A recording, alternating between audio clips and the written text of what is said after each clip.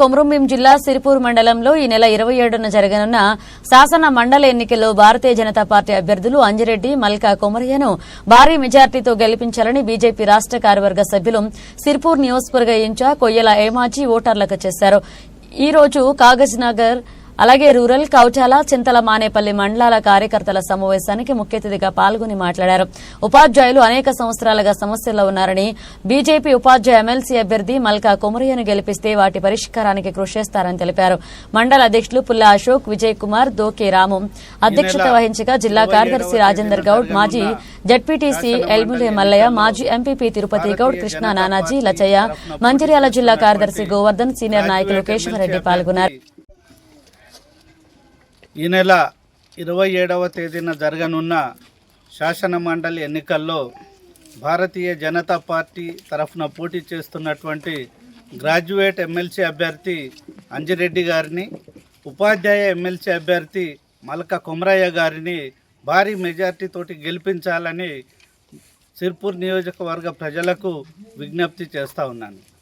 మరి శాసన మండలిలో గ్రాడ్యుయేట్ల సమస్యల మీద, ఉపాధ్యాయుల సమస్యల మీద మరి ఫైట్ చేయడానికి, వారి సమస్యల్ని వినిపించడానికి మరి బీజేపీ అభ్యర్థుల్ని గెలిపిస్తేనే అది సాధ్యం అవుతుందని చెప్పేసి నేను ప్రజలకు, ఓటర్లకు విజ్ఞప్తి చేస్తూ ఉన్నాను. మరి భారతదేశంలో నరేంద్ర మోడీ గారు 3వసారి ప్రధానమంత్రి కావడం జరిగింది. మరి అన్ని ఎన్నికల్లో కూడా భారతీయ జనతా పార్టీ అధికారంలోకి వస్తూ ఉన్నది. మరి ఇటీవల జరిగినటువంటి ఢిల్లీ ఎన్నికల్లో కూడా భారతీయ జనతా పార్టీ భారీ మెజార్టీతోటి గెలుపొంది అధికారంలోకి రావడం జరిగింది.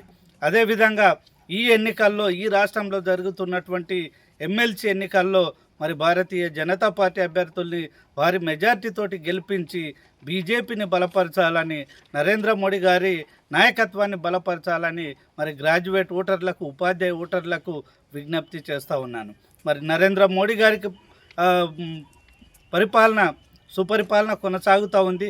ఎలాంటి అవినీతి లేకుండా ఒక మచ్చ లేనటువంటి నాయకుడిగా ఈరోజు ప్రపంచం మొత్తం కూడా మరి నరేంద్ర మోడీ గారిని మెచ్చుకుంటూ ఈరోజు ఆయనను బలపరుస్తూ ఉన్నారు. మరి అలాంటి పరిస్థితుల్లో మన తెలంగాణ రాష్ట్రంలో కూడా ప్రతి ఎన్నికల్లోనూ కూడా భారతీయ జనతా పార్టీని గెలిపించి మరి రాబోయే ఎన్నికల్లో ఈ రాష్ట్రంలో కూడా బీజేపీని అధికారంలో తేవడానికి ప్రజలు బీజేపీకి మద్దతు ఇవ్వాలని చెప్పేసి విజ్ఞప్తి చేస్తూ ఉన్నాను.